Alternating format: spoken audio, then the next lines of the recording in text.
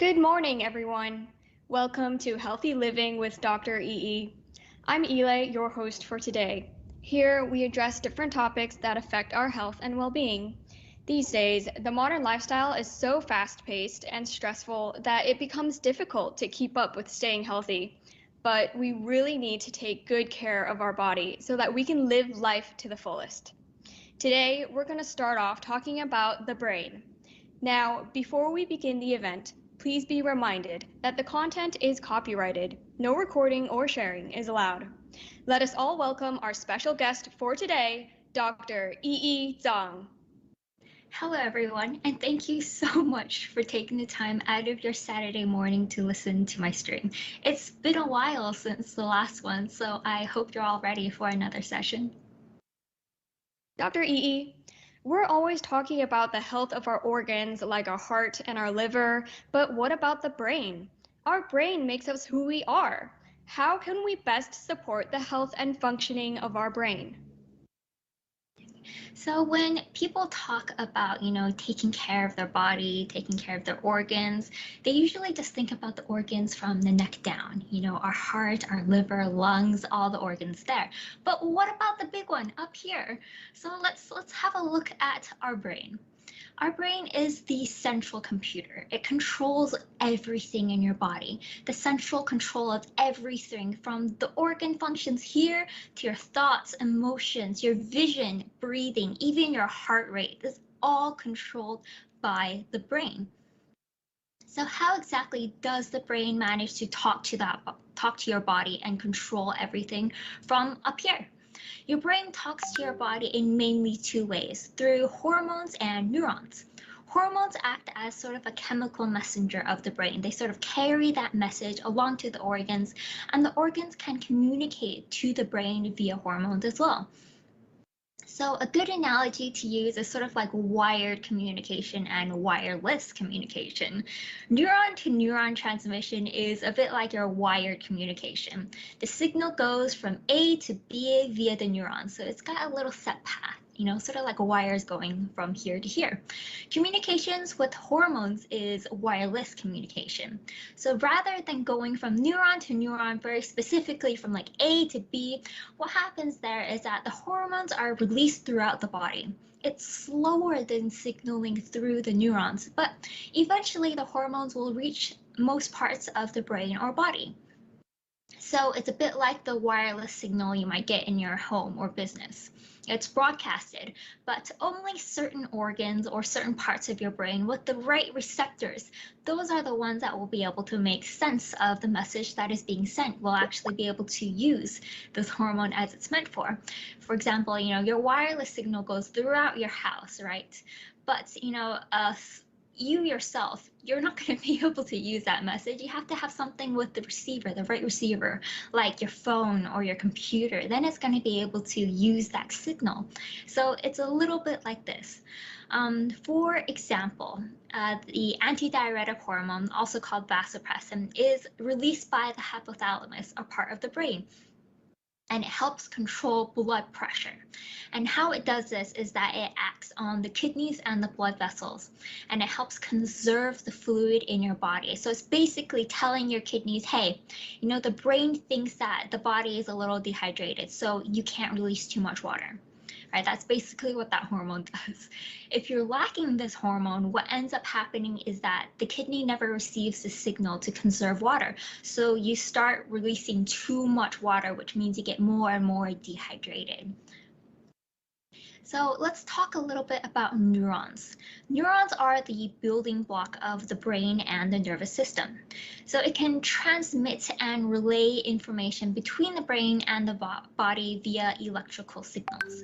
So they have branches that will receive and send these signals. They're also quite long cells, and they can have a long central part. So when people imagine cells, right, they think of a blob. Basically just a blob there. Neurons aren't quite like that. They sort of have a body here with little branches coming off. They have this long skinny part and then like more branches coming off.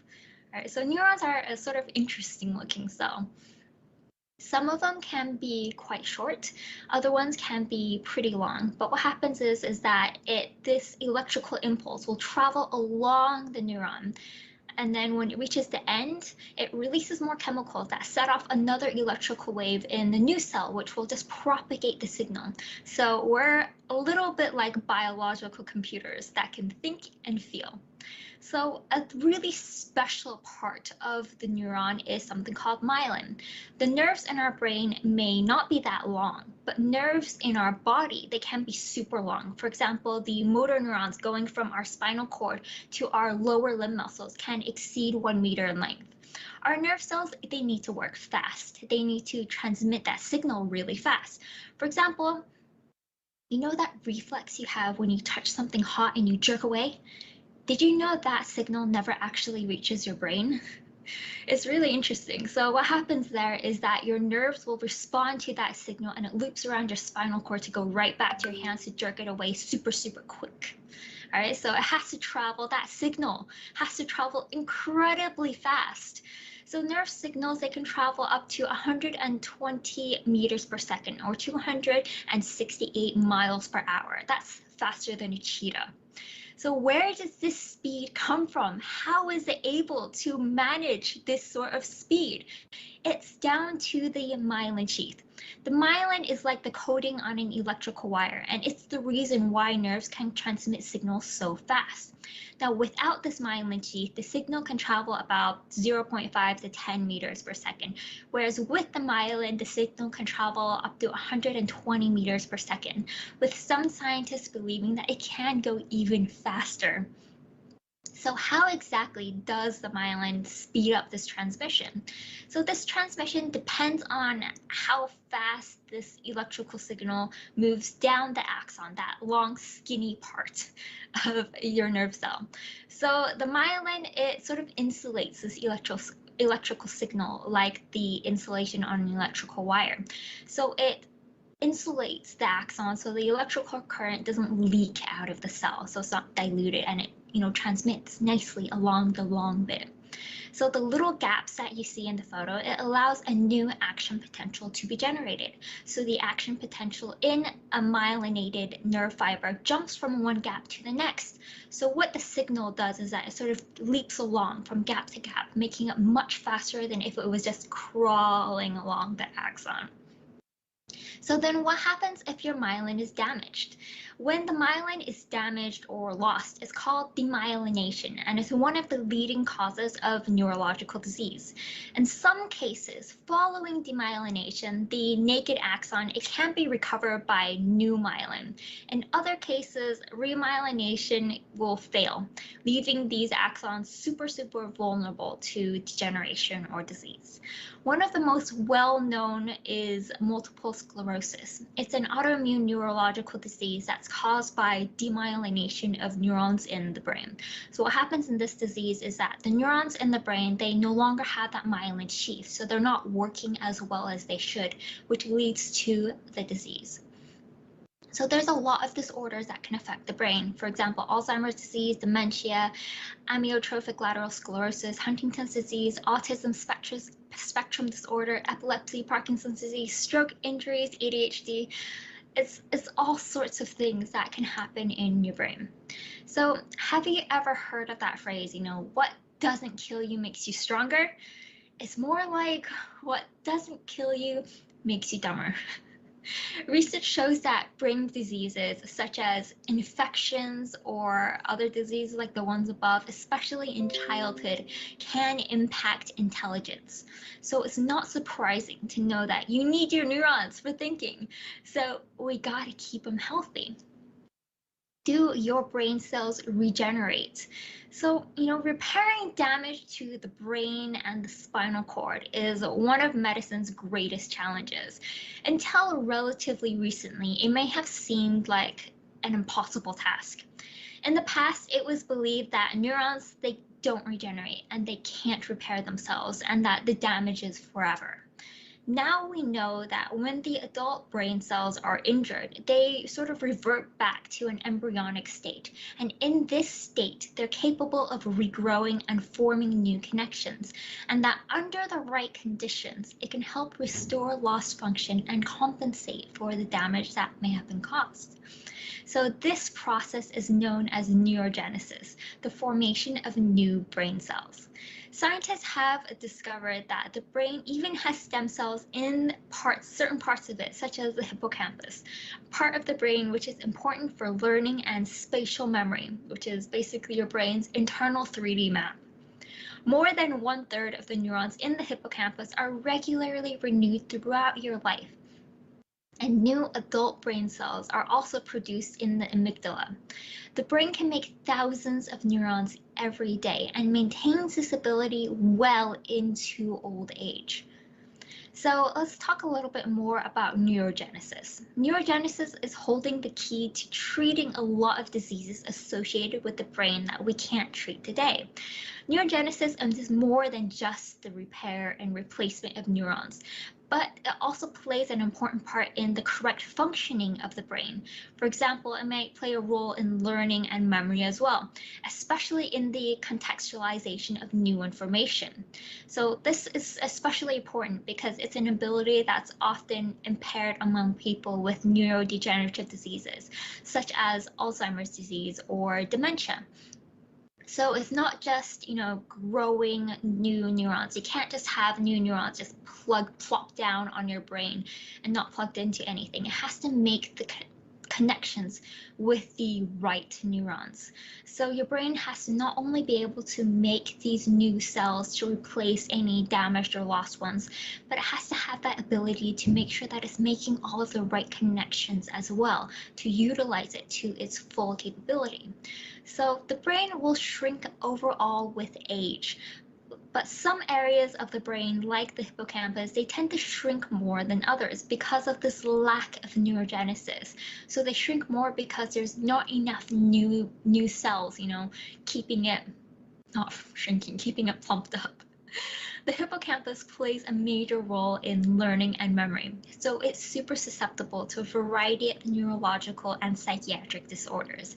The good news is that brain shrinkage and injury can be recovered from through the stimulation of neurogenesis, especially in the hippocampus. So the brain has a tremendous ability to recover from injury due to neurogenesis. For example, let me use an extreme example here. There are some children who have had half of their brains removed for malformations, intractable seizures, tumors. There's a lot of reasons why, but it's mostly a last resort sort of thing. But some of them, they have half their brains removed. And you might think that this might leave them, very severely compromised. But surprisingly, what happens to a lot of these children is that many of them can walk, talk, read, do everyday tasks, and a lot of them will end up having gainful employment in adulthood.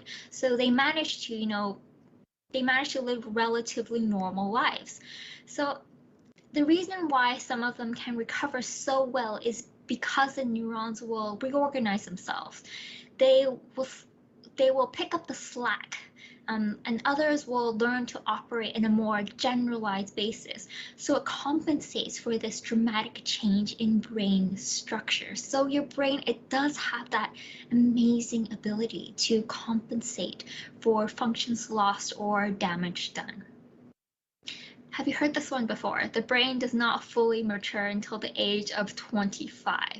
The idea that suddenly at 18 you're an adult, it doesn't really feel right, Going from 17 to 18, it doesn't feel that much different, even though, in the span of a day, you're legally an adult. The brain matures from the back to the front. With the prefrontal cortex, the one right behind your forehead, that's the last one to finish developing. So significant changes in brain anatomy and activity are still taking place during young adulthood, especially in the prefrontal region. Now, why am I always talking about the prefrontal region? This prefrontal cortex is responsible for your higher order thinking, such as judgment, problem solving, decision making, impulse control, personality development.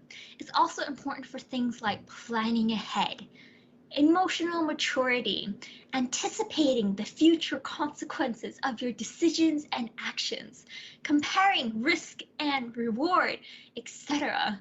So it's no wonder that teenagers and some young adults, they walk around with this special sort of swag and they have this air of invincibility to them because their prefrontal cortex has not entirely finished developing yet.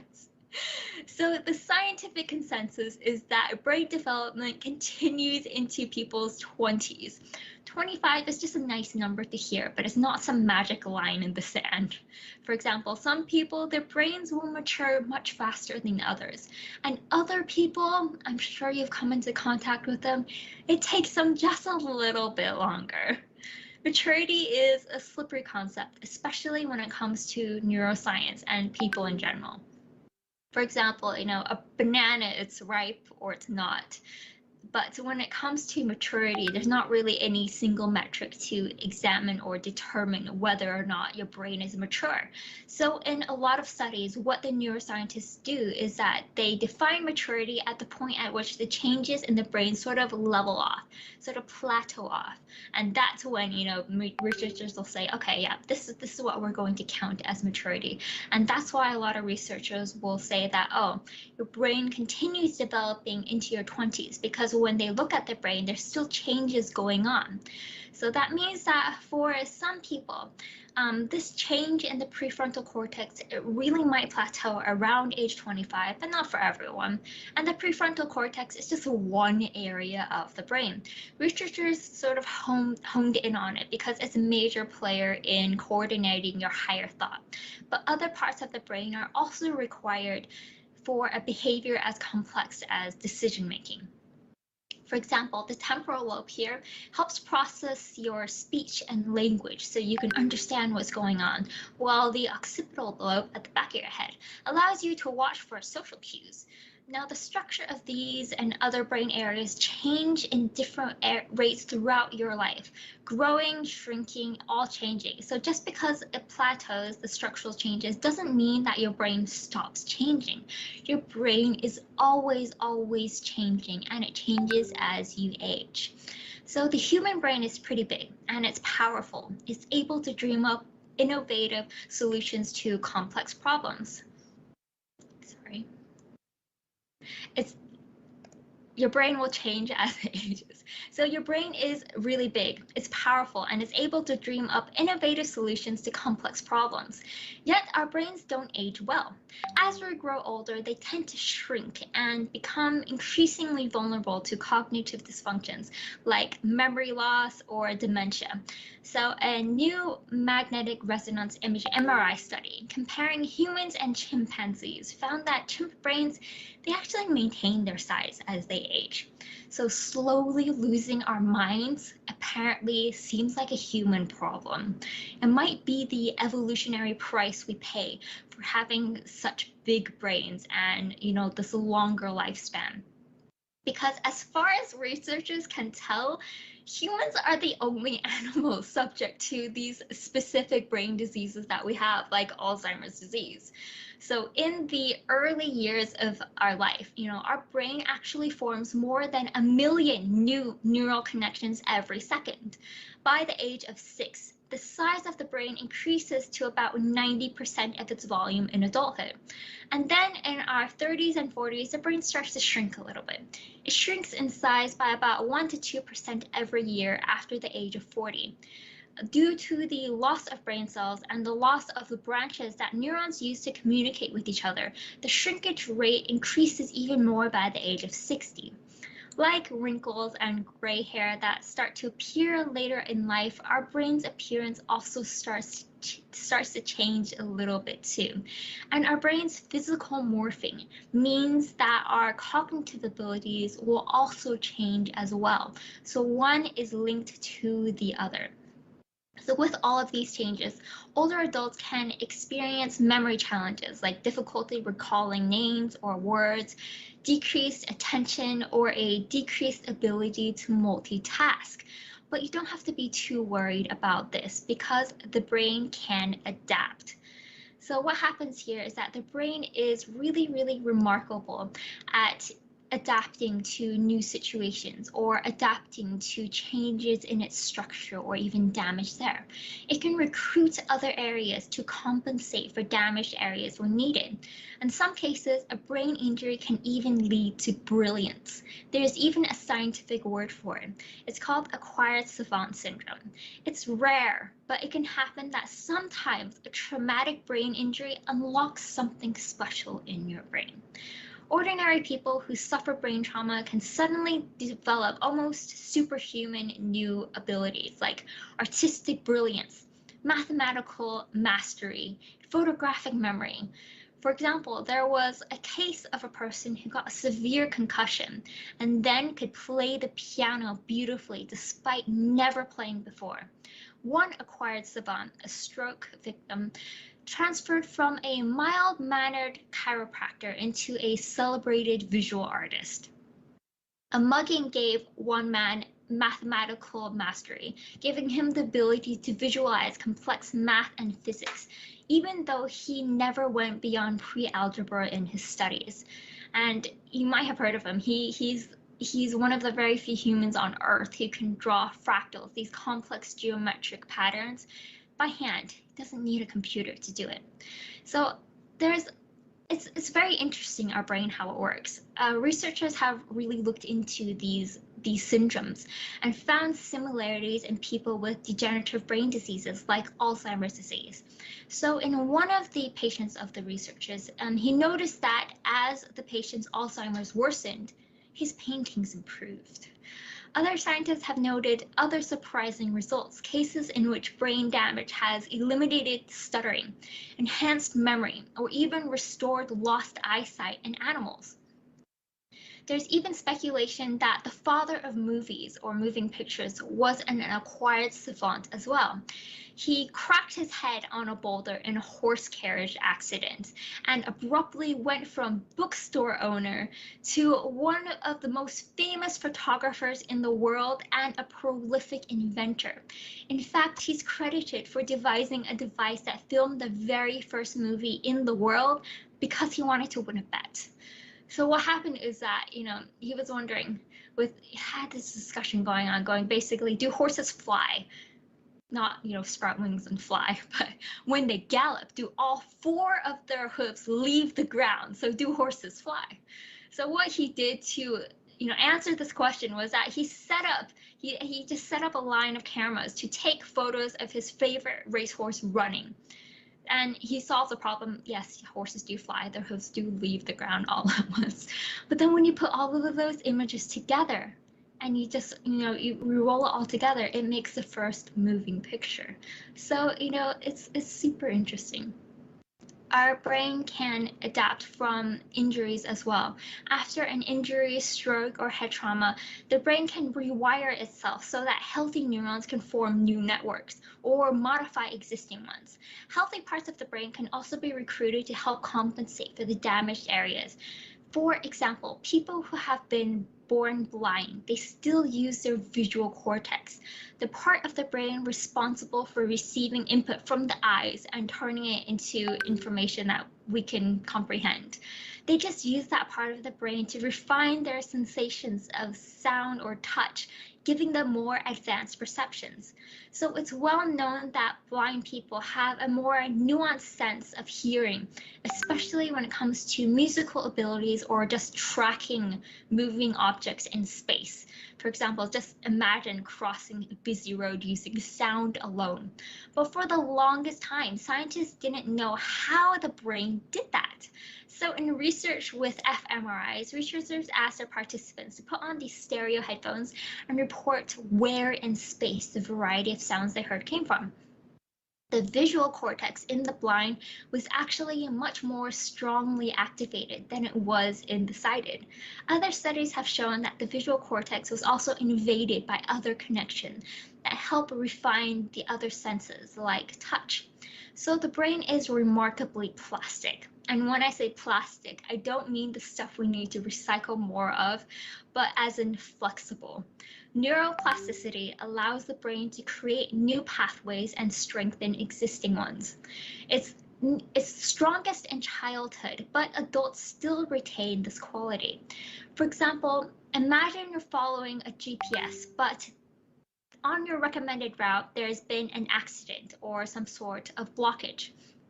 So what happens with your GPS is that your GPS will recalculate. It will get you a new route and you still get to your intended destination. It's the same thing in the brain.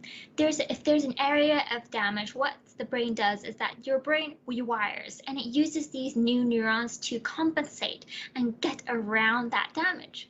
So in the first few months after a brain injury, the brain is in a heightened state of plasticity where it will spontaneously repair itself.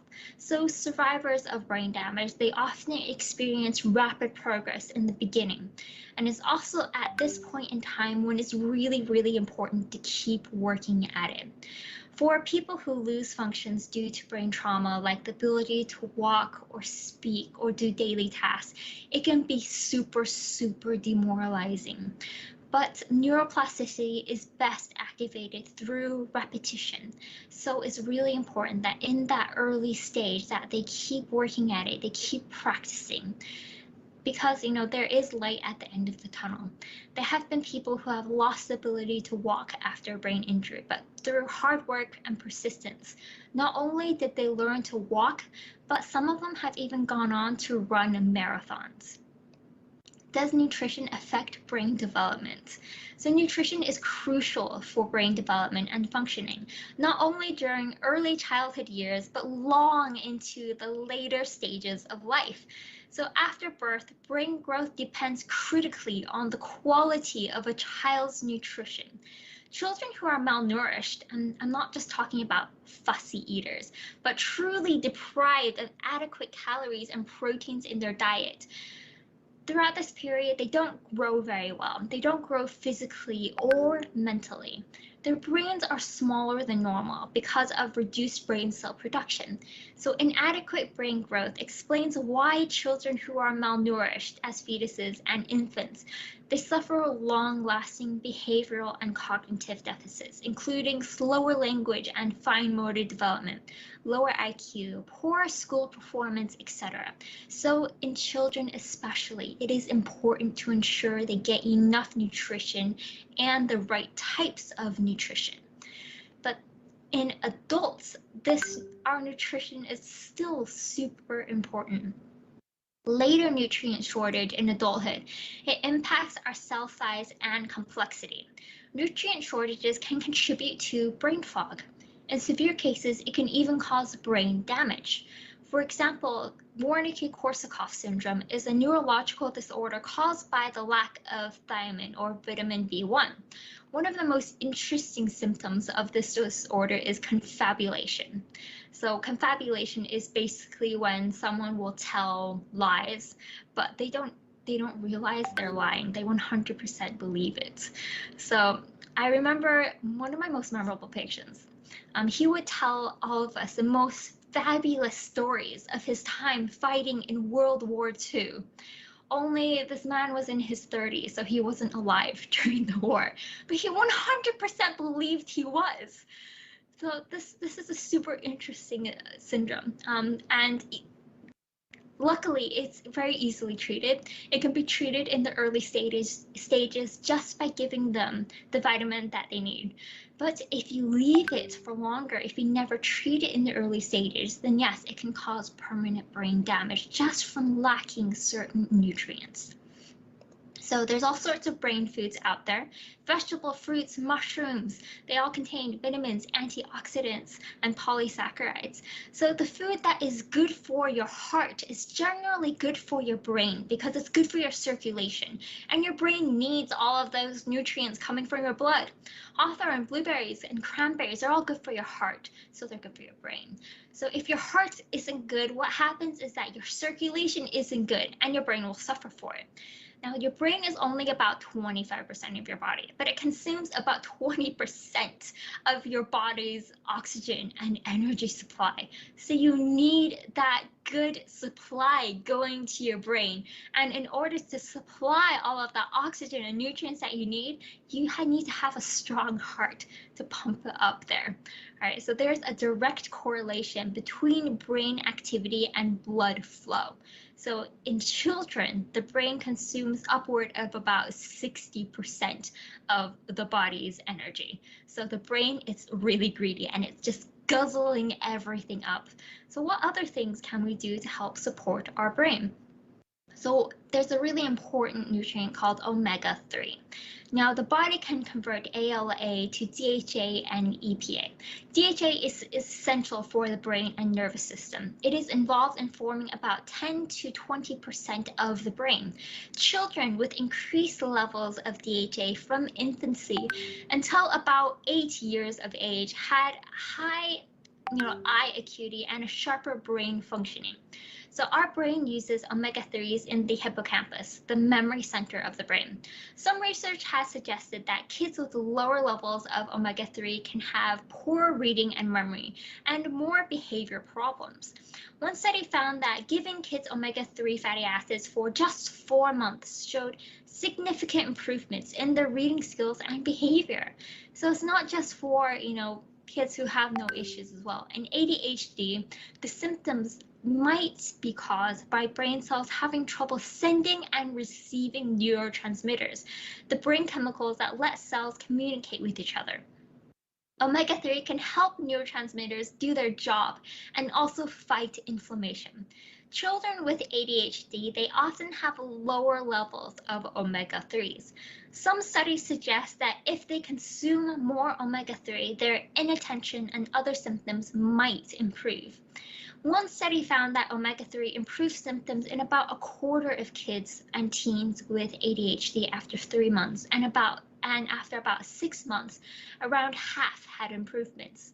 Scientists have found that there are also lower levels of DHA in the brains of those with Alzheimer's disease. In fact, a high consumption of DHA can actually reduce your risk of getting Alzheimer's disease. So omega-3 is also associated with a reduced risk of depression and may even be a new avenue for the treatment of major depression. So you can get omega-3s in a lot of healthy foods like macadamia nuts, chia seeds, kiwi fruit seeds, walnuts, and perilla seeds. And you might see a lot of advertisements out there about milk powder for infants, being loaded with DHA and all sorts of things going like, it'll make your kids smarter. I'm sure you've seen those sort of ads. But as with anything, it's always better to get your nutrients from something natural, something wholesome, from a source of your diet. Now, research suggests that DHA from mother's breast milk can benefit an infant's brain development, or omega-3s from food sources. However, there is not a lot of research showing that adding DHA to infant formula will have the same beneficial effects. On the bright side, so far, it hasn't shown to have any harm, but still, we want to get our omega-3s from natural, wholesome food sources, and it's always best starting from young, but the next best time is starting from right now. So other sort of brain foods that we want to look for are things that can help with nerve growth factor. Nerve growth factor, or NGF, is a type of neuropeptide, a small protein that can influence neurons, and is often involved in the growth, maintenance, proliferation, and survival of certain types of neurons. Now, NGF can help support myelin repair, remember the myelin? By promoting the migration and proliferation of precursors to the site of myelin damage, so to help your body repair this damage. It helps improve learning and memory. And without NGF, some cells will even die. So nerve growth factor is a growing area of research. So I'm sure in the future, we will keep learning more and more new things about it. So what sort of foods can we eat to help support NGF? Now, It's a lot of mushrooms that you can eat to help support your brain. Maitake and lion's mane mushroom research has shown that it can help induce NGF synthesis in neurons, and it can help improve mild cognitive impairment in Alzheimer's disease. Ginseng research has shown that it can help regulate NGF activation and may protect against neurodegeneration. Ashitaba research has shown that it might help promote NGF protection. So a lot of the research into foods that help promote NGF is still super new. And a lot more research is still going to come along and find out that there's going to be new foods out there. So it's not just these foods. There's going to be more foods out there that will help out our brain health in a lot of different ways. This is just a glimpse into the bounties offered by nature and how lucky we are to live on an earth like this. So I'm sure there's more foods out there. We just don't know about them yet. Brain health may start in the gut. So our gut microbiota, or our gut flora, the microbiome, it's all the microorganisms that live in our digestive tract. So there's a huge variety of different types of bacteria all living together. In the gut, you have a huge number of good bacteria. Right? So when I say bacteria, a lot of people often think, oh, bad things, bad bacteria cause infections. Why do you want bacteria? There's good bacteria, okay? The bacteria here, they're friendly. They're our friends. We live together in harmony. There's about 1 to 10 times more bacteria than human cells. So, we sort of have to live in harmony with them. In the gut, there's about 1,000 to 5,000 different species of bacteria there. Scientists, we still don't know for sure. So the main point is that we have a huge number of different bacteria in the gut. When it comes to our weight, nearly 2 kilograms of our weight is due to bacteria, and each of us have such a unique population of gut bacteria that it's sort of like a fingerprint. So it's well established that the gut and our brain, it's connected, it's linked, it's engaged in constant dialogue through these neural, endocrine, and immune sort of routes. A substantial role for the gut microbiota in the regulation of anxiety, mood, cognition, even pain.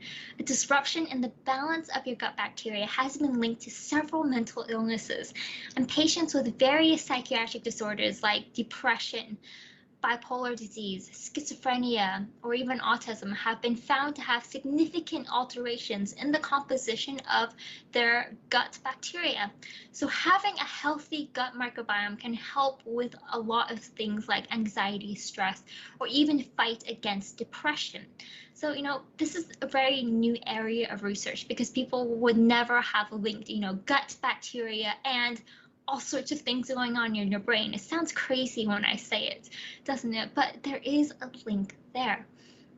So autistic children are 4 times more likely to experience gastrointestinal issues than neurotypical children, and several studies suggest that they have an atypical gut microbiome. So our gut and our brain influence each other. Studies in mice have suggested that the gut microbiome might be able to influence our behavior, acting via the gut-brain axis. For example, mice transplanted with microbes from depressed individuals, they started acting like they were depressed as well. For example, they had a lack of interest in food. They had a lack of interest in play. Similarly, researchers can make a timid mouse more bold, and vice versa by transplanting them with each other's microbiome, hinting at a causal relationship.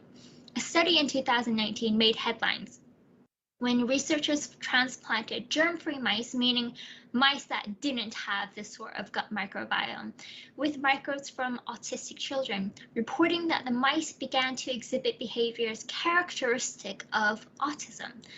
A follow-up study by researchers found that a microbiota transplant might improve autism symptoms long-term.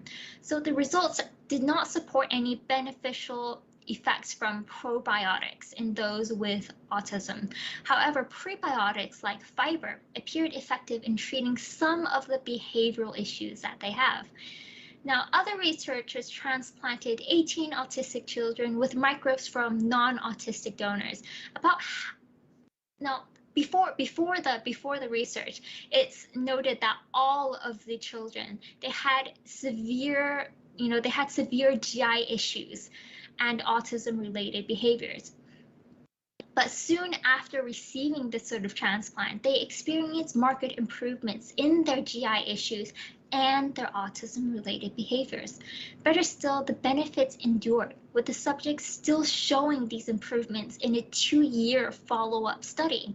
So the participants experienced further improvements in their autism symptoms after treatment. It was parallel to an improvement in their gut microbiome diversity. So for comparison, about 83% of the participants were rated as having severe autism at baseline, meaning before the study, while only 17% were rated as severe in the 2-year follow-up. So the parents of these children, they also noted that there were improvements in their social responsiveness, in their social life. While 89% of the participants were in the severe range at the beginning of the trial, that percentage dropped to about 47% at the 2-year follow-up. What was really interesting was that all these improvements, they were very significantly correlated with an improvement in the GI symptoms as well. So I know it sounds super interesting, super promising, but this is still very preliminary research. And as with anything, it doesn't really prove anything. It's still very new. Researchers are still looking into it, and new things are bound to be found.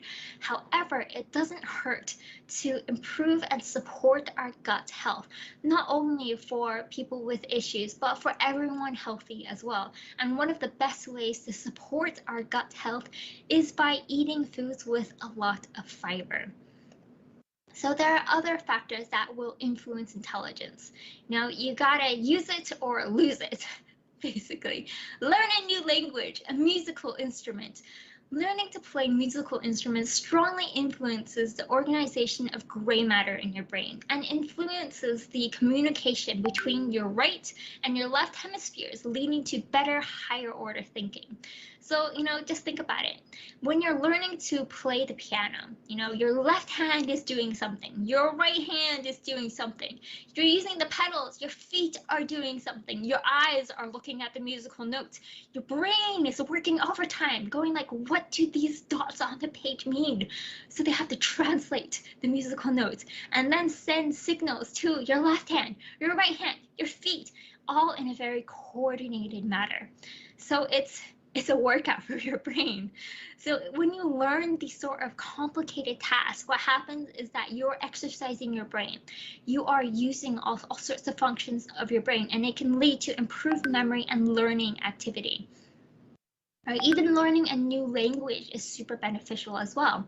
Now, learning a new language can help your brain in different ways. It can help your ability to focus, to entertain multiple possibilities at once, and process information. So, in fact, I'm pretty sure that just attending this session will help you train your brain. And if you want, you can learn the new language of nutritional immunology and practice it. Exercise will help deliver, more oxygen and nutrients to your brain, which is important. It increases the production of new brain cells, and it helps improve learning and memory. Multiple studies have found that one single workout can help you improve your recall. So the next time you are trying to cram for a test or learn something new, you can do it while you're moving around. Do it while you're exercising. It can also help you think, problem solve, regulate your emotions, reduce anxiety and depression, and reduce your risk of cognitive decline, including dementia. Now, your IQ, your intelligence is not fixed. Your cerebral cortex is the outermost layer of the brain. So, you look at photos of the brain, right? The cerebral cortex is the one on the outside. It's the one that looks all wrinkly. Right? Most studies indicate that general intelligence is positively correlated with the thickness of the thickness there, with your cortical thickness. So if you're calling someone thick-headed, that might actually be a compliment. Scientists have found that cells from people with higher IQ have longer, more complex dendrites, the little branches there, and faster action potentials, especially during increased activity. With computational modeling, they could also show that neurons with larger dendrites and faster action potentials can process more information coming in and can pass more detailed information to other neurons, so they're just working better. Faster action potentials, bigger dendrites to receive and process more information. It might seem like a small difference between neurons, but since your brain consists of billions of neurons, this effect rapidly multiplies to have a very large effect on the computational potential of your brain as a whole. But your IQ isn't fixed. It can change throughout your life. Just because you are once smart doesn't mean that you'll always be smart. For example, we're always reading these news articles about child prodigies, right? But it's very rare that we hear about them in adulthood, isn't it? So there's all sorts of things that we have to do to work on our brain, to maintain our brain. And it comes down to nutrition, learning, and experience. And it's really important to start young with all of this. But if not young, then start from right now.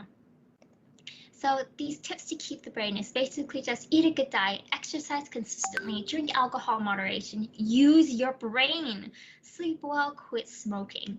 So there is one of the most important things on this list is not only, coming from our diet and our general lifestyle, because everyone knows the advice to, eat better, exercise more. You hear it everywhere. But one of the most important things here is just to use your brain. All right, so there was a very famous study done with nuns. And why did they do studies on nuns? It's because nuns have generally a very similar lifestyle. They don't drink, they don't do drugs, they don't, engage in any risky behavior. They're very good study subjects. So what happens is that they looked at how these nuns were living and, what sort of variables they could have that would make them more or less likely to develop Alzheimer's later on in life. They found that, the nuns who had a lower risk of Alzheimer's were better educated because they were using their brains more. And with nuns, a lot of them will keep a diary or a journal. And they looked at this journal and they found that the nuns who had better word choice, better vocabulary, who wrote more eloquently, also had a lower risk of Alzheimer's disease. But another really, really interesting thing was that, they also found that it's not only just using their brain that helps stave off the development of disease, but also things like they were engaging in some sort of daily exercise. They're more likely to retain their cognitive abilities as they aged. People who started exercising later on in life were also able to retain their cognitive abilities, even if they had never exercised before. So it's never too late to start, right? Never feel like, I'm old already, it's too late for me. Never feel that way. It's never too late to start, and these studies will show it. So another thing they found that was super interesting was that nuns who wrote positively in their personal journals, who were very optimistic, who were very happy, found happiness in the small things, they were more likely to live longer and retain their brain function than their counterparts. So another thing we have to add on here is to keep positive, because your mental health is really, really important to your overall physical health as well. Now we will be answering some questions from the audience. Please state your question in the live chat section. Kindly avoid asking questions about personal illnesses and ask each question only once. Dr. EE, there is research that shows although fructose does not cause a spike in blood sugar levels, it can cause fatty liver and insulin resistance, resulting in type 2 diabetes. Is this true?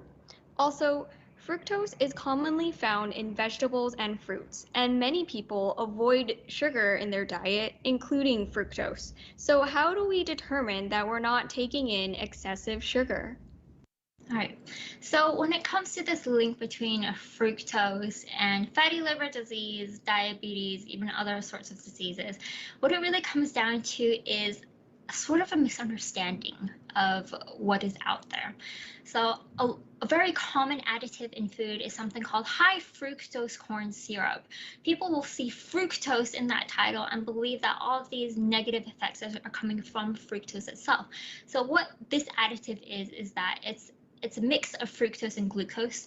Depending on, the ratio, there's different types out there, but it's basically fructose and glucose, and it's mixed together and is added into a lot of processed foods, added into a lot of generally unhealthy foods like candy, sodas, sugary cereals, all sorts of things will have this added into it. So what happens there is that when researchers looked at the consumption of high fructose corn syrup and the linkage to a lot of diseases, they found that, yeah, it could actually lead to the development of fatty liver disease, insulin resistance, type 2 diabetes, but that's not because of the fructose itself. It's because of the dietary choices that people make. For example, people who would eat a lot of high fructose corn syrup, it's indicative of a generally unhealthy diet to begin with. They're not making the best food choices. All right, there are healthier foods out there, because when you look at the amount, if you look at the amount of this syrup that certain foods have, it's a crazy amount. All right, so there's a lot of foods who will not necessarily taste sweet that will have a ridiculous amount of this sugar syrup in it, and that's not good for you. So what happens when you have a generally poor diet is that you do end up eating a lot of this additive, but you also end up eating a lot of other unhealthy nutrients as well. You end up eating a lot of empty calories.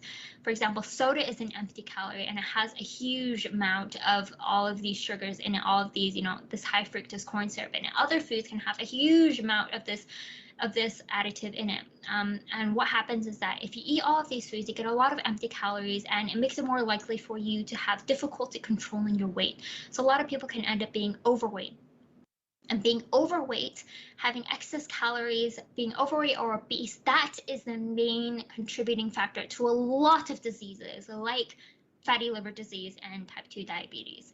So fatty liver disease is, as the name suggests, it happens when you have too much fat in your liver. And the main reason why you would have too much fat in your liver is when you have a poor diet or you are overweight. Because when you are overweight, you have excess fat everywhere, not just in your liver. And in type 2 diabetes, one of the main contributing factors for this is also obesity or being overweight. Because the more fat you have, the more insulin resistant you are. The more insulin resistant you are, the harder your pancreas has to work. And it's just a vicious cycle. Right, so the harder your pancreas works, the more your beta cells are put under stress, the more beta cells will die off, which means that you won't have enough insulin to go around. It's a vicious cycle will go on. So what happens here is that it's not really the fructose in and of itself. If you eat ridiculous amounts of anything, you will have issues. But for people who have a generally healthy diet, who eat a lot of vegetables, who eat a lot of fruits, all of this, yes, it has fructose in it. But in the amounts that you are eating in a healthy diet, it would be very, very, very difficult for you to eat so many vegetables and fruits that you are eating too much fructose. Right? It would be really, really difficult. So people don't have to avoid vegetables and fruits because of the fructose content there, because the fructose in vegetables and fruits, it's pretty low. It's well within the range that your body can handle without issue. But if you're taking in huge amounts of all of these processed foods, all this soda, all the high fructose corn syrup, then yeah, it makes it really, really easy to have ridiculous amounts. So it comes down to your diet, all right? All of these things is that I don't want people to be scared off from eating fruits and vegetables, because yes, they contain fructose, but I mean, like, if people were eating so many fruits and vegetables that they actually ate too much fructose and it was causing them health problems, if that was a common issue, I wouldn't be here doing my talks trying to convince people to eat healthier, please. So That's sort of like an opposite problem for me to have here. So yeah, you don't have to worry about that, all right? So when it comes to this, what you really want to do is just avoid foods with the high fructose corn syrup added into it. But foods that have fructose naturally, all of these natural wholesome plant foods that you're eating, yeah, they contain fructose, but it's not going to have an issue. You're not going to put yourself at higher risk of fatty liver disease or type 2 diabetes. In fact, if you eat more fruits and vegetables, you are lowering your risk of fatty liver disease and type 2 diabetes. So please don't let this put you off of fruits and vegetables. Dr. EE, as we know, antibiotics kill both good and bad bacteria. This might affect the gut microbiota. So is it encouraged to take probiotics when we are under antibiotic medication? Some antibiotics will cause acid reflux, and what should we do to ease that condition? Okay. So antibiotics, yeah, they kill bacteria indiscriminately, which is unfortunate. You know, it would be nice if we had more specific antibiotics. So yes, antibiotics will kill your bacteria indiscriminately, which means that people who take antibiotics, they can often have side effects like gastrointestinal upset, diarrhea. You know, some antibiotics will cause diarrhea. Other antibiotics will also cause acid reflux. I'll talk about that later. But if you are taking a course of antibiotic therapy, a lot of doctors will give you a probiotic because they know that it's going to completely decimate your gut bacteria. So they want to try to mitigate that by giving you a probiotic. And yeah, they're trying to help. But probiotics is still not 100% the best choice because when it comes to probiotics, they only have certain species of beneficial bacteria in them. So you might have just a few species of good bacteria there. So what happens is that, yeah, you decimate your bacteria, you get just a few species of good bacteria back, which is better than nothing. Right? It's better than nothing, but at the same time, you still have to support your gut health in other ways. And the best way to encourage a healthy gut bacteria population or a more diverse gut bacteria population, we want a diverse gut bacteria population, is by eating a healthy diet full of a lot of nutrients like fiber. Fiber is one of the best things to help maintain a healthy gut bacteria or to help your gut bacteria become more diverse and healthier. So fiber is a sort of interesting nutrient because it's super important to us, even though we can't digest it. So we'll take in a lot of fiber, we don't digest it, but what happens is that the gut bacteria will digest the fiber and they digest it very happily. So it's a little bit of a food source for them, and because they're getting all of this healthy food source for them, they're able to maintain a healthy population and to grow a good, diverse population of gut bacteria. So yeah, if you have a course of antibiotics, you can take a course of probiotics. It will give you a sort of boost to having a good bacteria, but in the end, what it really comes down to is your long-term diet as well, because you can't just rely on probiotics to give you a healthy gut bacteria. It doesn't work like that. You have to foster it through a healthy diet, right? So while you can do that, you can't rely on it entirely. You still have to go through the motions of eating a lot of fiber and picking good foods that will be good for your body and your gut microbiota as well. So some antibiotics will cause acid reflux. That's why they recommend that you take it, you know, with food. So with antibiotics that can cause acid reflux, one of the best advices is to just take it with food. If you still get really bad acid reflux, they can let your doctor know and they can help you prescribe a short course of medications that can help manage this acid reflux while you are on this antibiotic course. Dr. EE, can brain games help make kids smarter? Also, would attending prenatal music classes make my unborn child more musical? All right, so brain games can make kids smarter.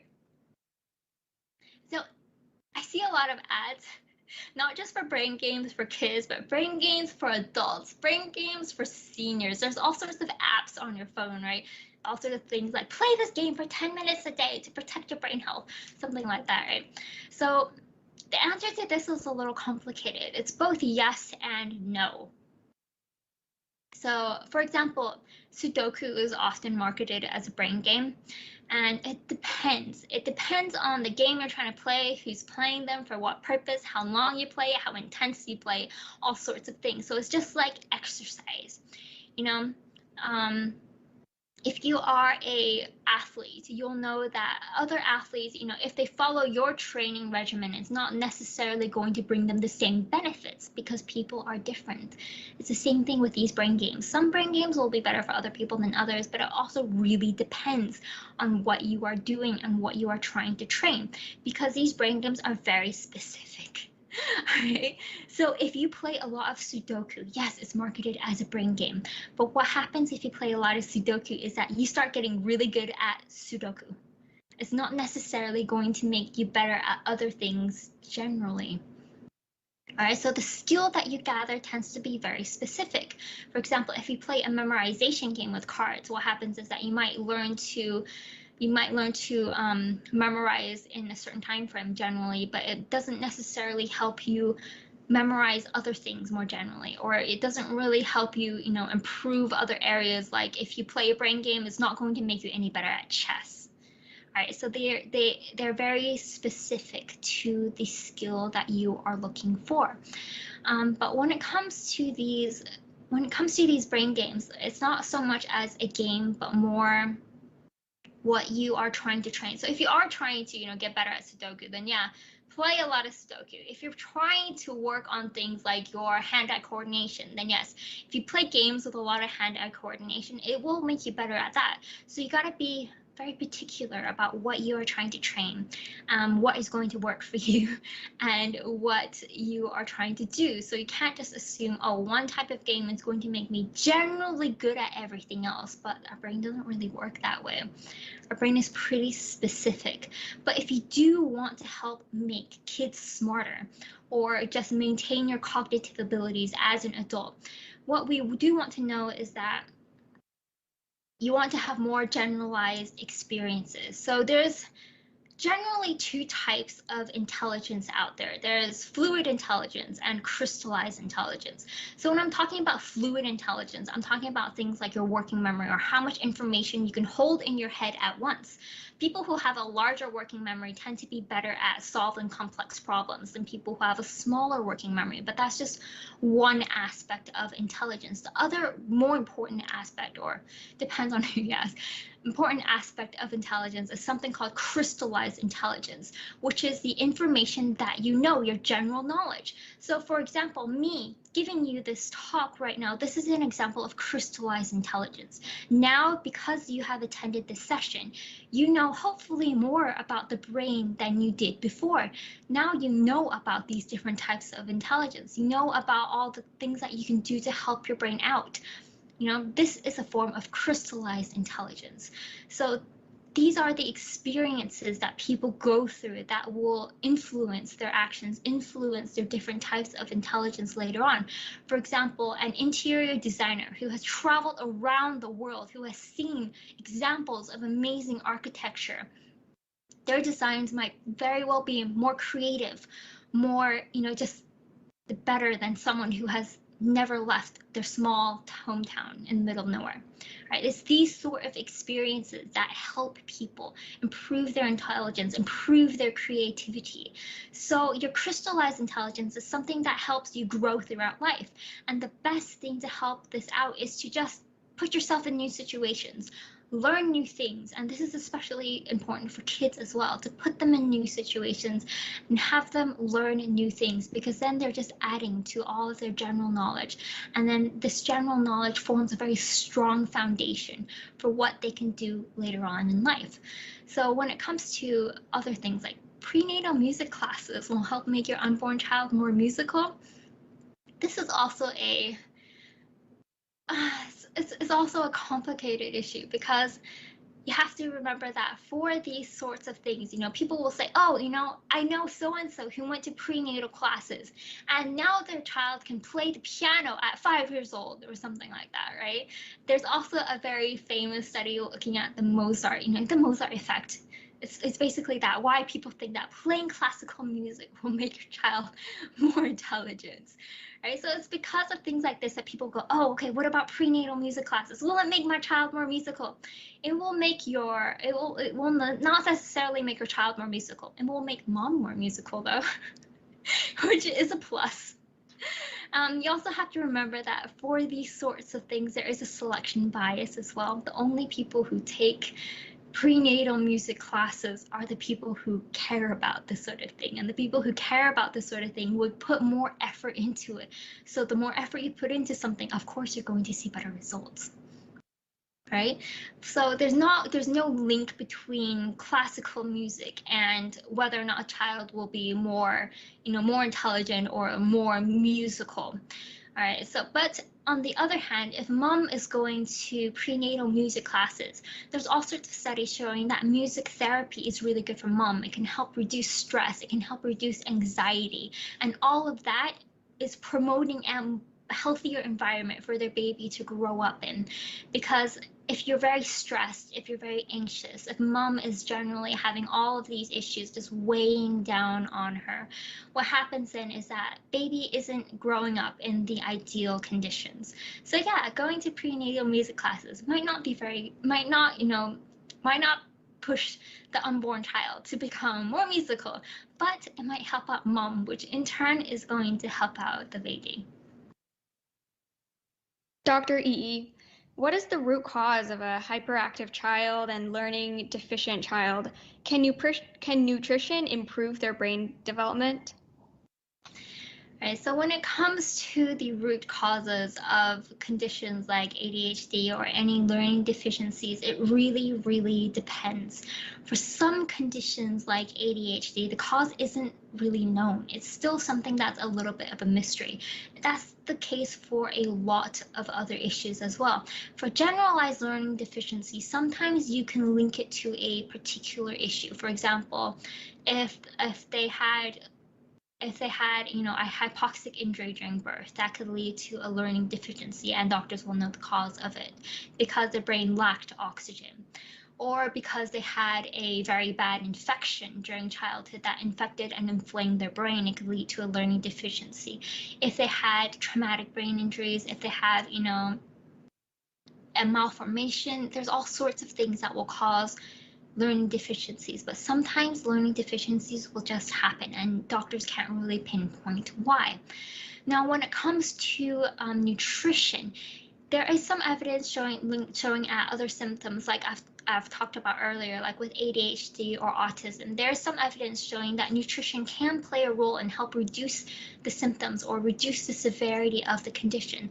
So yes, it is really important to help support our child's brain health, to support the nutrition that they are receiving, because when children are very, very young, their brains are growing so fast. They form so many new brain cells, they form so many new connections, and we want to allow their brains to have free run, basically. We don't want their brains to be held back because it's not getting enough nutrition. So we want to make sure that their brains are getting all the nutrition they need to just have full run, just go right ahead with all of that new neuron building, new neuron connection all around going on. So yes, it's super important to have your kids get the best nutrition possible. So far, the studies linking nutrition and all sorts of disorders of the brain, it's still very preliminary. So scientists can't really say for sure, oh, you need to have this one in particular to help treat this disease. We can't say that because we don't know for sure yet. But hopefully in the future, as more research is done, we'll be able to pinpoint more of the root causes. We'll be able to know, more of the concrete steps that we can take to help our children flourish in the world.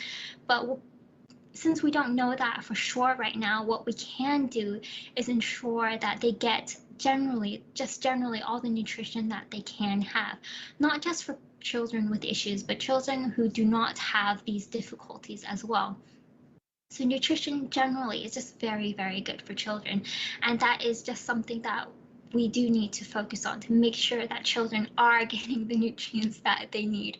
And I know it's really difficult sometimes because children can be really picky eaters, but it is something that we can work on. And when it comes to all of this, it is also something that we want to be realistic about as well, because when it comes to a lot of these disorders, they are something that children will often struggle with for the rest of their life. So, and because of that, as adults, we also need to be able to manage our expectations about this and realize that, yes, they're different from other children, but that doesn't necessarily mean that they can have a not as fulfilling life or not as happy life or not as rich life as a child who doesn't have to have these difficulties. It just comes down to how we handle it. For example, with someone who has a child who has autism, yes, it might make them, more prone to social mishaps or social difficulties. It means that their brains are functioning in a different way than someone without autism might have. But when it comes to this, is that we want to focus on their nutrition as well, but we also want to manage them differently than we would a child who doesn't have autism. We might want to communicate with them in a different way so that they are able to better understand what we are trying to say to them, instead of trying to force them to be like a child that doesn't have autism, because that's never going to happen, right? So instead of trying to sort of shove them into a hole that they don't belong in, what we can do is just nurture them in the ways that will help them flourish the most. So for example, you can help them, lean into their interests. What do they like the most? Or you can, change your way of communication to help communicate with them better, because they're a child. We're an adults. We are the ones who have the overall view of the situation and can help them in these sort of ways. So we can teach them other things. For example, we can teach them ways to help manage social situations. For someone who doesn't have autism, it might come naturally to them. They'll just learn by interacting with other kids and they'll just pick it up. But for a kid who has autism, you can't just rely solely on nutrition to help all of this. You have to look at other things as well. You have to maybe be a little bit more direct with them. Go like, hey, when you see this situation, you need to do this and this and this, and this can help them. So it's a very holistic approach to a lot of these things. So we can't just rely on nutrition, but nutrition is something that is super important for them. Dr. Yi, can cataracts be reversed with healthy living and balanced nutrition? Will cataracts come back after surgery? Okay, so for cataracts, once someone has a cataract, it's actually very difficult to reverse it with healthy living and balanced nutrition. For some people with cataracts, depending on what is causing the cataract, they may be able to help prevent it by having a healthy diet. This is why it's so important to prevent things rather than try to fix things after the fact, because a lot of things is very difficult to fix it after the fact. I know it sucks. All right, but that's just the reality of things. It's very, very difficult to fix things after things have happened. So that's why we want to really focus on prevention. Right, there's a lot of things that we can take to help improve our eye health, not only the cataracts, but the back of our eyes as well. For example, we want to eat a lot of vegetables with very bright colorings, all the red, the deep colorings. We want a variety, a rainbow of fruits and vegetables in our shopping cart when you go to the supermarket. Just get that variety, and it can help out with your eye health. But if you already have cataracts, one of the best ways to deal with it is just to have them removed. And once you do have them removed, it is important to still take care of your eyes, because cataracts can come back after surgery. All right, surgery is not an end all. Doesn't mean that you will never get cataracts again. No, that really depends on how well you take care of your eyes after surgery. Dr. Yi, does drinking coffee daily have any adverse effects on our health? So drinking coffee daily does not necessarily have any adverse effects on your health. In fact, caffeine in general it's not been shown to have a lot of negative health benefits. There's been a lot of studies that shows that it can have a lot of beneficial health benefits, but it really depends on the person. Some people can have 8 espressos a day and feel nothing. Other people, they have like 1 sip of coffee and they're really jittery the rest of the day. So it depends on the person. If the person drinking coffee and they get super jittery, they feel anxious, then you can just avoid the caffeine. It's fine. But for other people who can drink, cups and cups of coffee a day and they're perfectly fine, all right, more power to you. Have your coffee. So it really depends. Of course, there is a limit to the caffeine that you can have. If you take a ridiculous amount of caffeine, you're going to have issues. But it's really, really, really hard to reach that level of caffeine from drinking coffee. It's a lot easier if you're taking things like caffeine pills or you're drinking energy drinks, then yeah, you might very well reach those dangerous levels of caffeine. But for someone who's drinking coffee like a normal person, no, it's unlikely to have any adverse effects on your health. Dr. Yi, if a person is diagnosed with osteoporosis and is required to be on biphosphonates, can it be reversed without taking the drugs? What are the ways, including the diet, to prevent this? All right, so for someone who is diagnosed with osteoporosis, which means weak, brittle bones, a lot of the medications that doctors will put them on work in a lot of ways. Some of them will help, it sort of helps your bones dump more calcium into the bones. Other ways that medications work is to stop the body from taking calcium from the bones, because your bones are basically a calcium reserve. If your body needs calcium, what it does is that it reabsorbs it from the bones. So some of these drugs will disrupt this process, doesn't let your body get calcium from the bones so that the calcium stays with the bones. But other ways that you can help without medications is just through exercise and eating more protein. So what happens with our body is that our bodies are super efficient. It's got this mentality, very, very real, of if you don't use it, you'll lose it. Same way with, your muscles as well. I'm sure a lot of guys who go gymming, they know this. If you don't go gymming for a long, long time, what happens is that your muscles start to shrink, because your brain or your body is basically like going like, well, if you're not using it, then why am I wasting resources to keep it up, right? Same thing with your bones. If you never use your bones, if you don't put, stress through your bones, what happens is your body goes, if you're not using it, then I'm not going to waste my resources keeping it up. So this is why a lot of astronauts or people who spend a lot of time in zero gravity, they come back to Earth with weaker bones, because they're spending all that time in zero gravity, they're just floating around, and your body just goes, hey, I'm not sensing any weight being put on through these bones. I'm not getting any stress getting put through these bones. So I'm just going to use these resources for other things. And there's only so many resources that will go around. So I'm going to use it for other things, for things you're actually using if you're not using this, right? So one of the ways that you can help with osteoporosis is to actually exercise. Do lift weights. All right, it's lifting weights and eating more protein. That's how you can help build stronger bones. So with someone with osteoporosis, they have weak, brittle bones. All right, so please don't go to the gym and try to lift the heaviest weight there, okay? You gotta be slow, gentle. Don't cause yourself further injury. All right, so it is important to start these weight-bearing exercises. You got to start lifting weights. It can start really small, like just 1 kilo, just like the tiniest one you can find. It's enough. Just start slow and just progress steadily, because once your body goes, hey, okay, what is this? What is this stress? Okay, you're using it now. So what your body will do is that it will start dumping resources into your bones. Right, so people who exercise more, they do those weight-bearing exercises, start putting weight through their bones. What happens is that your bones do get stronger, because your body will try to reinforce them, because your body knows you're using them.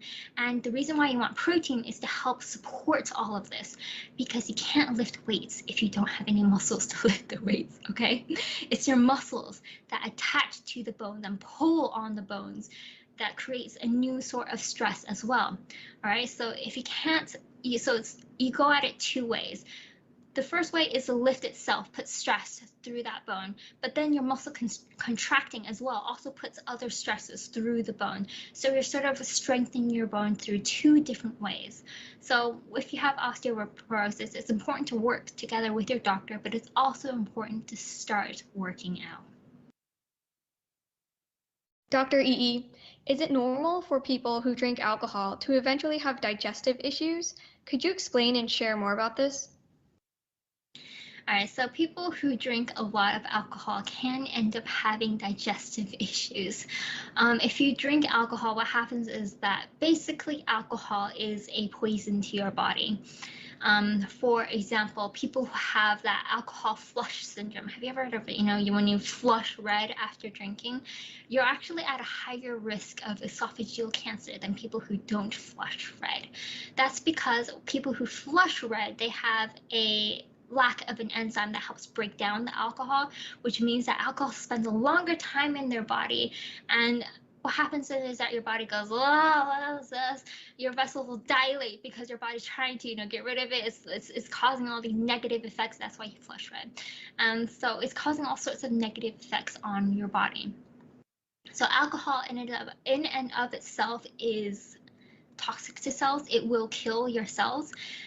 That's why if you have a cut, it's not recommended that you use alcohol to clean the cut, because alcohol, it might kill bacteria and other nasty things that get into your cut. But what happens is that it also kills the cells in your cut, your human cells in your cut as well, which means that you're impairing healing because all the cells that have been exposed to alcohol are damaged or dying. All right, so it's the same thing when you drink alcohol. You're going to damage the cells that are lining your digestive tract. It's going to damage everything there. So if you have digestive issues after drinking alcohol, the best advice I can give you is to just don't drink the alcohol, please. There's all sorts of other things that you can drink. You don't have to drink the alcohol, and if you must drink it, then please drink it in moderation. All right, this is one of those things that the issue is not, trying to fix something after the fact. It's just don't do it to begin with, okay? But if you do have digestive issues after drinking alcohol, there are things that you can do, which is basically just eat a healthier diet. If you are eating a generally unhealthy diet, what happens then is that you're not supporting the regeneration of the damaged cells in your digestive tract lining. You are not supporting your gut health in general because you're eating not healthy foods. But if you're eating a lot of healthy foods, what happens then is your body is getting the nutrients that it needs to help repair the damage that alcohol has done, and you are helping support your gastrointestinal health, like I mentioned before, by eating more fiber, which helps improve the health of your gut bacteria, which are also not happy with alcohol, by the way. They're not happy with alcohol. Improving the health of your gut microbiota. So it basically comes down to that. Dr. Yi, in one animal study, researchers observed thyroid gland enlargement in rabbits eating cabbage. So some doctors say that thyroid cancer patients should not eat cabbage. Is that true? Also, can thyroid cancer patients eat cabbage? Some doctors say that cruciferous plants contain a degraded form of thioglucosides and may increase thyroid cancer risk. Is it true? All right, so the study that looks into thyroid cancer, or even people with thyroid issues like hypothyroidism, hyperthyroidism, people who have these issues, there's not any particular vegetable that they need to avoid. You don't need to avoid the cruciferous vegetables like broccoli or kale, cabbage. You don't need to avoid them. What we have to remember is that animal studies do not necessarily translate into humans. Okay, so just because a rabbit might have issues doesn't necessarily mean that a human would have the same issues. What it does mean is that it's something interesting that researchers can look into further. And when researchers have looked into it further, they found that in people who have thyroid cancers or other thyroid diseases, they don't have any degradation of their thyroid function. They don't have any negative effects. They don't have any advancement of their cancer or etc. from eating things like cabbage or broccoli or kale, things like that. Right. So yes, while cruciferous plants do contain a degraded form of the thioglucosides, they contain it in very small amounts. So it comes down to the amount as well. For people who are eating these, as part of a normal diet, you're not going to eat enough of it to cause a problem, all right? And if you are eating enough of it to cause a problem, that's going to be a ridiculous amount, okay? And you're going to have other issues that come along with that, because you're going to have to eat a crazy amount of broccoli or kale or cabbage to reach the level in which it would actually cause a human being issues. Rabbits and mice are much smaller than humans, so it doesn't take a lot for them to feel the effects of certain things. But Humans were a lot bigger, and let's be real here. Most of us, the most broccoli we have is like a little bit of side next to a steak or something, all right? Here I am. I'm trying to convince people to eat more broccoli, eat more cabbage, eat more kale, just eat more plant foods in general. All right. It's very, very, very, very rare for people to eat cruciferous vegetables to the point where they start having issues like this.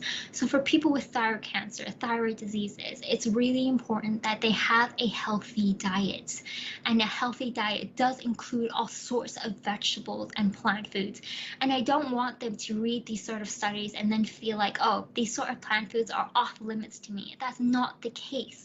Multiple studies, better research studies over a longer period of time using huge amounts of humans, not animals, humans, have shown that a healthy diet full of plant foods is going to be good for someone with cancer, including thyroid cancer. It's going to be good for people with thyroid diseases. So I want you to look at these studies, these better research studies done on human beings over a long period of time using thousands of people. These show that a plant-based diet is healthy for people with cancer. It's healthy for people with thyroid diseases. So please, if you have thyroid cancer, if you have thyroid diseases, you want to eat cabbage, you want to eat broccoli, you want to eat kale, go right ahead. Just make sure it's part of an otherwise healthy, balanced diet. Dr. Ii, one of the side effects of COVID-19 is brain shrinkage. How does that affect our daily life? What can we do to reduce the impact? So a lot of these sort of long COVID symptoms, some people will think that it comes from brain shrinkage, and a lot of people end up with symptoms like a lot of brain fog, or they suddenly find that they can't multitask as well as before. They can't solve problems. They have issues with, executive thinking or making decisions, all these sort of things. What can we do to reduce the impact is basically just use your brain. Your brain is flexible. It will learn, it will compensate. And if it has suffered damage because of infections like COVID-19 or even damage from traumatic incidences, what can happen is that you just have to use your brain more. You got to keep working at it. But obviously, we still also have to support our brain health through eating healthy nutrition as well. So we want to make sure that we get enough protein, because our brain relies a lot on protein. Our brain is also made up of a huge amount of protein. We want to make sure that we're getting a lot of our omega-3s, which is a healthy fatty acid. We want to make sure that our brain is getting enough of this as well, because it uses omega-3 to make new brain cells. We want to also make sure that we're getting a lot of other plant nutrients. Right? So we want to make sure we're getting a lot of antioxidants, a lot of polysaccharides, all sorts of these things to help reduce this inflammation in our brain, help reduce inflammation in our body in general, and to help support the health of our body and our brain. And like I mentioned before, anything that is good for the heart is going to be good for the brain, because if you improve your heart health, what happens is that you also improve the health of your blood vessels, and your blood vessels help supply these nutrients that your brain is super greedy for. Okay, and like I mentioned before in my PPT, we want to eat a lot more mushrooms as well and other plants like ashtava, which can help promote these nerve growth factors, which will help support the growth and functioning of your neurons. So there's all sorts of things that we can do nutritionally to help out our brain. But another thing that we can do is just to use our brain more. So you're already doing it by attending this session. So good for you. I'm glad that you're here. So I'm glad that I can help you in this moment to help your brain health as well. So, I'm doing a double whammy here, learning new things, helping out your brain health. So we can do those sorts of things as well. But other things like learning a new musical instrument, learning a new language, all sorts of things that just help work your brain out.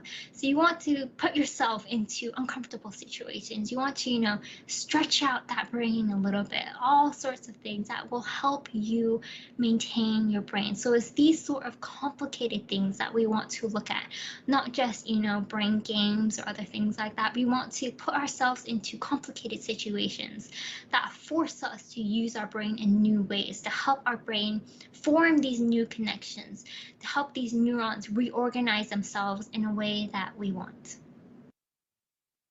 Dr. EE, what is the best nutrition for a toddler besides milk? If a toddler keeps falling sick, what is the best way to keep them healthy? Right. So for a infant baby younger than about 6 months of age, the only nutrition they should be getting is milk. All right. So ideally breast milk. You don't have to give them anything extra. You don't have to give them water. You don't have to give them anything extra other than making sure they're getting enough milk. All right, it's really important here that they have to get enough milk, not other things. Other things are superfluous. They don't need it. It's just the milk. But for infants older than 6 months, sometimes younger, for when they're ready for solid foods, what you want to do is that you want to start introducing them to healthy foods. So what you consider healthy for an adult would also be considered healthy for a toddler as well. Just generally, there's a few foods you want to avoid, like soft cheeses, raw food, honey, things like that. But generally, it's just a lot of plant foods. You can start them with, little bits of carrot, peas, broccoli, all sorts of different foods to help support their nutrition other than milk. Okay, so it's just introducing them to plant foods, setting that foundation for a healthy diet, because very often children will follow the diets of the main adults in their lives, which is usually their parents. So if their parents have an unhealthy diet, what happens is that the kids end up with an unhealthy diet because they generally eat the same things. So overall, if a child has an unhealthy diet, what happens is that they carry this into adulthood. So they go carry this unhealthy diet with them into adulthood, and it makes it very difficult for them to change their dietary habits and have a healthier diet in adulthood. Whereas if they have been started with a healthy diet from young, it is what they know, it is what they like, it is what they prefer. All right, haven't you ever noticed, like, things that you did in childhood, those are the things that have a special place in your heart, right? Like, for example, as a child, I would have fruits every day. I would have fruits and vegetables every single day. In the afternoon, we would have a break for fruits.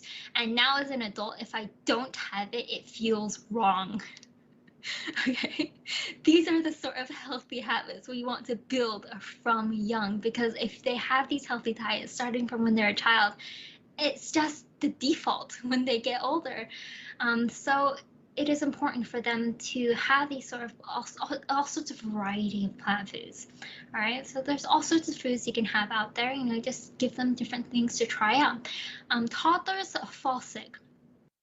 It is what happens to them. The average toddler will fall sick very, very often through the year. You just have to realize that kids, their immune systems is still growing, it's still experiencing things. All right, so like, for example, whereas an adult might have a cold once a year during flu season, sometimes maybe more than once a year if you're unlucky, a toddler is going to get sick all the time. That's because their immune system is still working overtime, is still learning new things. So by the time you become an adult, right, you've already come into contact with, I don't know how many hundreds of viruses out there. Did you know that every single cold you have recovered from, you are immune to that particular cold virus, right? You are immune. That's why, as you get older, you tend to catch less and less colds because, you've already caught it before and you're immune to that particular one. So every single one that you do come down with, it's a new one. But a child hasn't had, those years of experience for their immune system. So for their immune system, every virus, every cold virus is something that's new, is something that's novel. So they don't have that fast defense to prevent them from getting sick to begin with. So what happens is that they get sick for a little bit, and then their immune system learns, and they will never get sick from that particular cold virus again. That's how it works. So kids, they get sick more often because their immune system is learning. It's still being exposed to things. And I know it sucks for parents to see their kids sick all the time, but you do have to realize it is also something that's pretty normal. You don't have to worry about it too much. Kids get sick. It's normal for them. It is how their immune systems are learning. All right, so what we want to do is just to just keep them healthy, just generally healthy. So you don't want them getting severely sick, and you don't want them taking forever to recover from a sickness. You don't want them to be having a cold and down with it for the rest of the week, or having a cold so bad that they can't even get out of bed. That's what we don't want, and that's why we have to give them good nutrition. But if they get a cold, they're still happy, but they're just sort of mucusy, sort of coughy, but they're still happy. They're still willing to play. They get over it in a couple of days. That's fine. That is super normal, all right? So you don't have to worry too much if it's this sort of sickness we're talking about, because it happens. It's their immune system learning. So you should be in a way sort of happy that their immune system has come into contact with this and is learning to defend itself against all sorts of these foreign invaders, because then when they get into adulthood, their immune system will be well trained to take care of them. Due to time constraints, the next question will be our last question. Dr. Yi, is protein important for our brain at different stages of life? Okay, so protein is important for our brain in all sorts of the different stages of life. For example, in children in particular, protein is important for our brain. Like I mentioned before, there are for children who are very malnourished, they will have difficulties working their brain later on in life. They might have behavioral issues. They will have difficulty with learning. They have they hit those developmental milestones a little bit slower than children who had a very robust nutrition. So protein is one of those nutrients that is particularly important because it helps support brain health, and it also helps slow cognitive decline. So not only is it good for children, that it's really good for the adults as well. So for adults, research has shown that for adults who take in a lot of protein, it's not only good for their muscles, for their bones, but it's also good for their brain because it can help slow cognitive decline. So if you looked at the dietary habits and health of a lot of people, generally the ones who have more protein intake will have a lower odds of developing these cognitive declines later on in life. Because the protein is used by your brain in all sorts of ways. It's used by your brain not only to help make the brain cells, but also to help the supporting cells in your brain as well, the connective tissue around your brain as well. So in a child, that's especially important because they're still growing, they're still making all of these connections. They're still, forming all of these new neurons to make these connections. So they need all sorts of protein. So your brain isn't just neurons. There are supporting cells in there as well to help support the functions of your neurons. And those supporting cells, they also need a lot of protein. So, children with protein who have enough protein, they are better able to think clearly, concentrate, to learn.